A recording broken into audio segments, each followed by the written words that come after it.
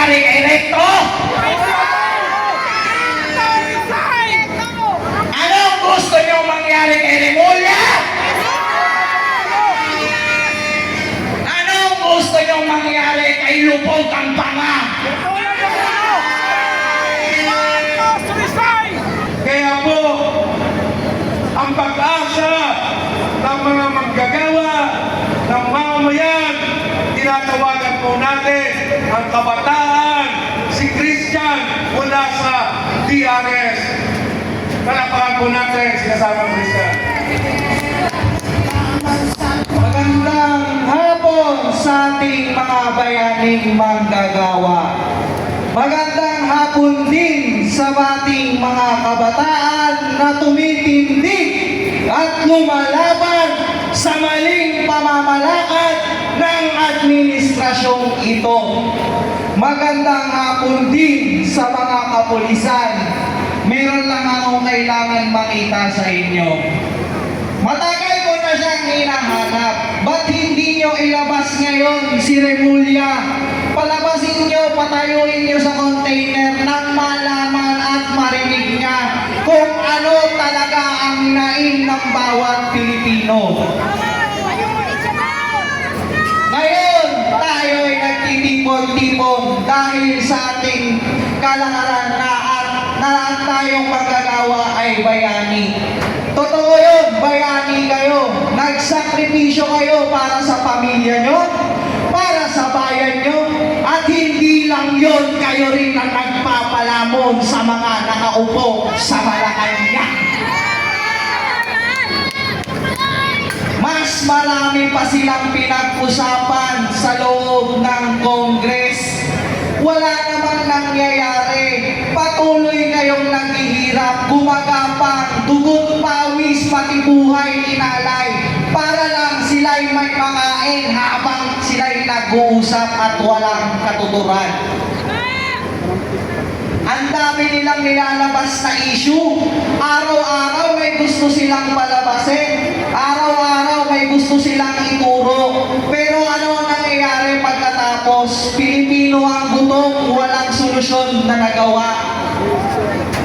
Sana naman, ngayon nandito tayo, ipakita nyo kung ano talaga ang tapang ng mga manggagawa na palaging pinapahirapan ng mapangsamantalang gobyerno.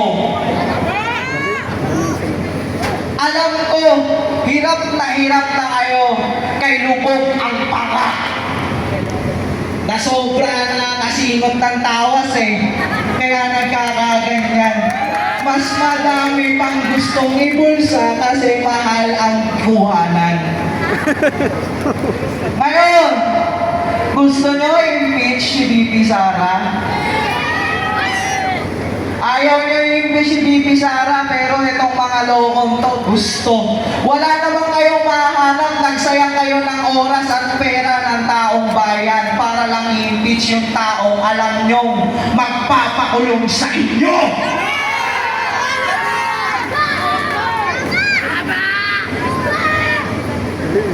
Hanggang kailan kayo magpapakatigas ang mukha? Hanggang kailan nyo titiisin ang daing ng bawat isang Pilipino, bawat isang kabataan, bawat isang magulang, bawat isang manggagawa dahil sila'y nagugutom, dahil wala silang kinikita, at lalong-lalo na walang nakikinig na gobyerno sa kanila.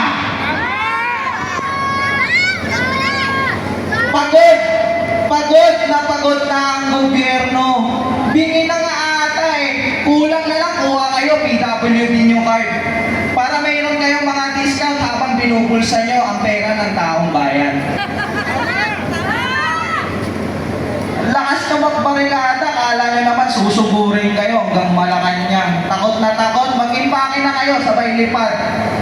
Maraming salamat sa inyo. Ngayon, ang gusto ko na lang sabihin sa inyo, ituloy natin ang laban na ito hanggat hindi tinatanggal ang ibat, ang bat, at hindi bumababa ang langis, hindi babalik sa normal na pamumuhay ang tao. Sana'y patuloy na magkaisa ang mga Pilipino.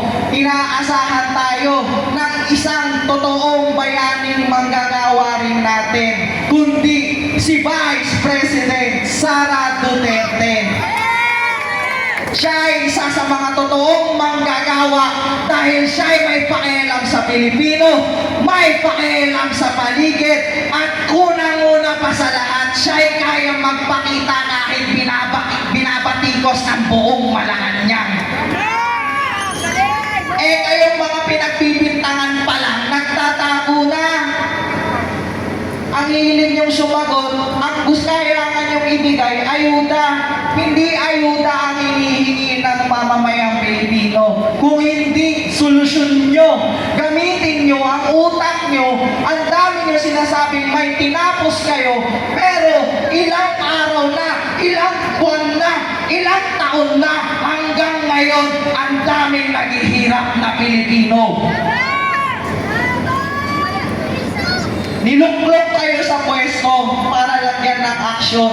Anong ginawa nyo? Binigyan nyo ng komedya ang Congress. Ginawa nyong patawa. Wala kayong nagawa kundi mag-usap na mag-usap. Sasabihin nyo sa media, magpapalakas kayo sa media, ako'y mamimigay ng ayuda sa lahat ng tao. Lumang trapo nyo na po yan.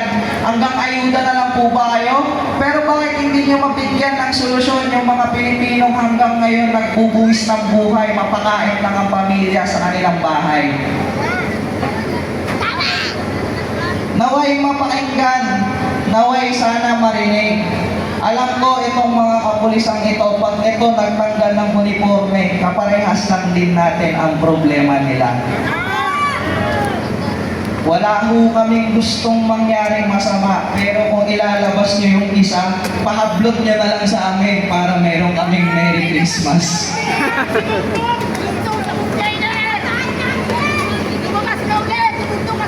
Gusto kong marinig ang malakas na sigaw na Marcos resign, Recto resign, isabay mo na si Remulla resign.